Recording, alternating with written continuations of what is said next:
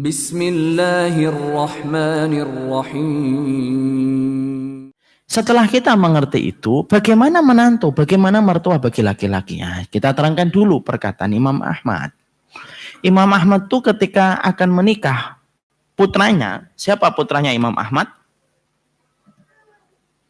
Nggak tahu juga. Mau saya buka pilihan ganda lagi? Putranya Imam Ahmad itu namanya Abdullah.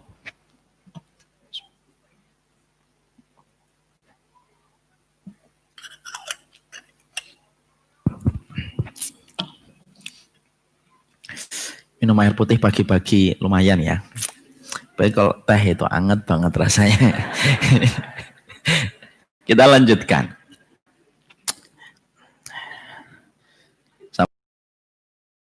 Lupa saya. Oh iya. Ketika Imam Ahmad akan menikahkan putranya Abdullah, perhatikan nasihat kita Pak, untuk saya. Nah, untuk Bapak juga. Imam Ahmad itu berkata kepada putra Allah ketika akan menikah. Satu, nak, nanti kamu mau nikah. Bentar lagi. Satu ya nak, wanita butuh dicintai. Dan kamu kan mencintai karena kamu telah memilihnya menjadi istrimu. Tapi yang kedua kamu harus ingat, wanita itu tidak hanya butuh dicintai tapi butuh diekspresikan cintanya. Maka sering-seringlah kamu mengekspresikan cintamu kepada suamimu. Saya baca Pak penjelasannya. Suami itu kan sering ditanya sama istrinya, kamu cinta nggak sih sama saya? Cinta. Mana kamu udah pernah ngomongkan cinta kepada saya? Loh saya kerja dari jam 7 sampai jam 5 sore itu ngapain kalau nggak cinta sama kamu? Kan gitu. Itu kan bahasa laki-laki Pak. Kalau bahasa Imam Ahmad tidak gitu. Imam Ahmad berkata, wanita itu butuh diekspresikan cintanya. Kita harus memuji istri kita dengan pujian-pujian yang kemudian memberikan kebaikan. Ya kan? Itu istri. Ini senyum karena belum punya istri. Sabar ya nak. Insya Allah akan ada waktunya. Yang ketiga, kata Imam Ahmad, perempuan itu memiliki kelemahan. Makanya setiap bulan itu diliburkan sama Allah 1 pekan dalam 1 bulan.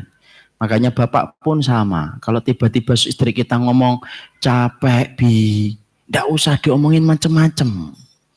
Kamu tahu nggak? Seorang istri yang mukminah di akhir zaman itu harus tegar, kuat. Fatimah itu capek, minta pembantu sama Nabi, malah disuruh untuk istri kemudian membaca la ilaha illallah. Jangan gitu. Karena sesungguhnya kita kemudian harus paham, dia punya kelemahan.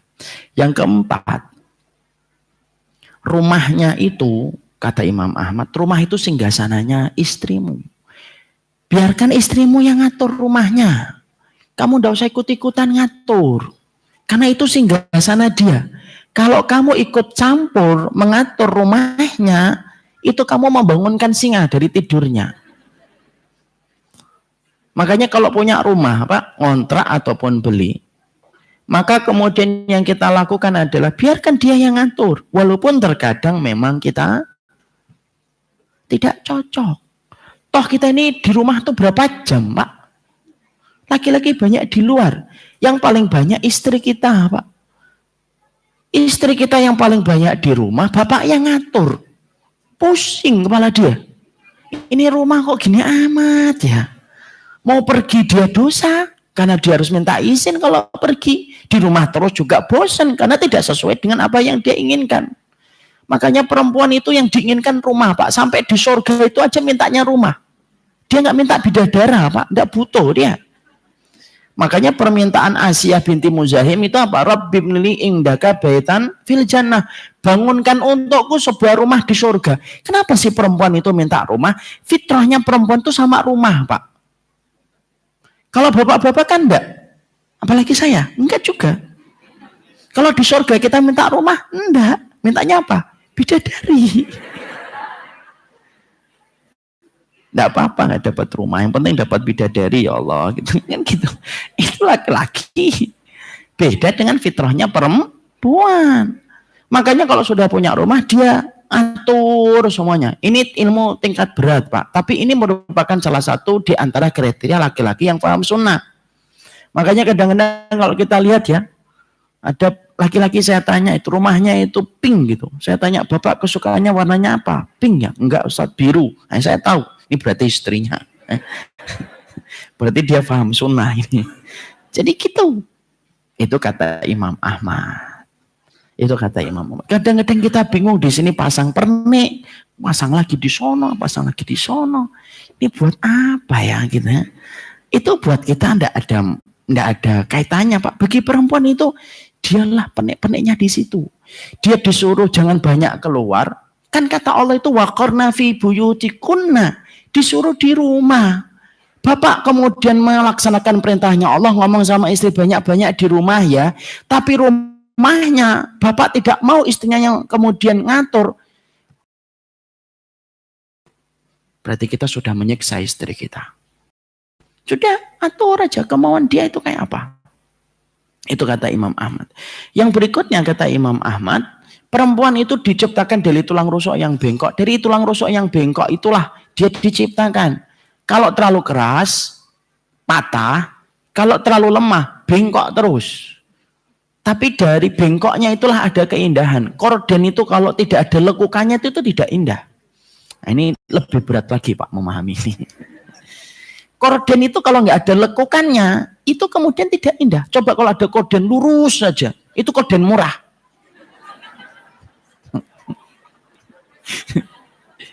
Itu korden murah.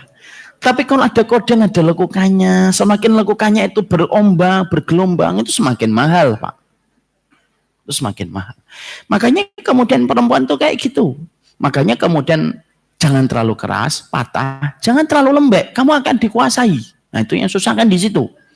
Ini gimana ya? Ini saya lembek atau keras ya di sini ya? Itu bingungnya laki-laki kan stresnya di situ.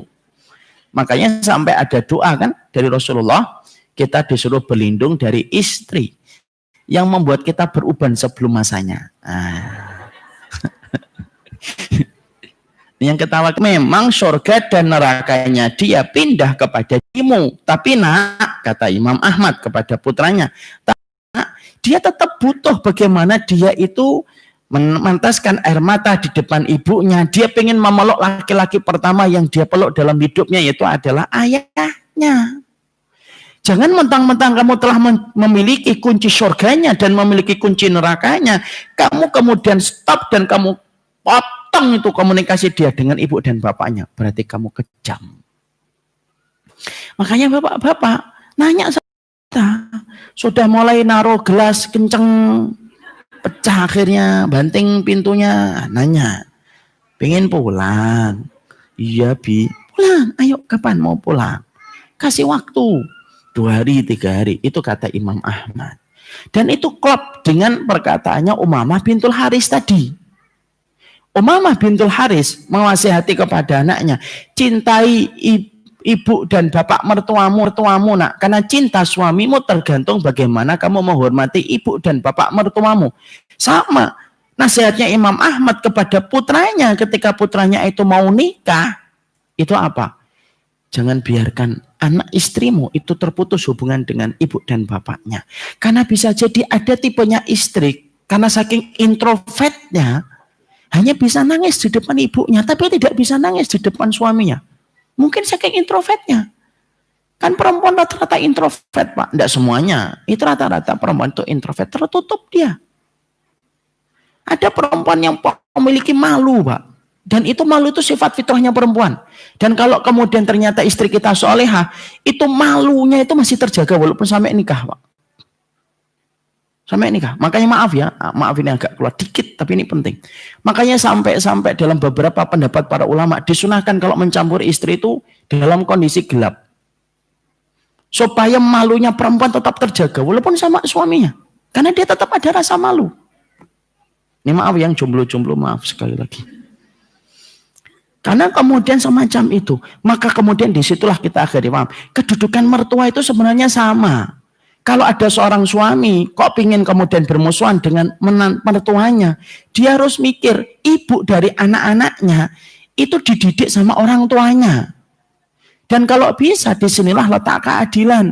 Kalau ada seorang anak kemudian dia memiliki orang tua yang masih lengkap dan memiliki mertua yang masih lengkap, kalau mampu adil, adil.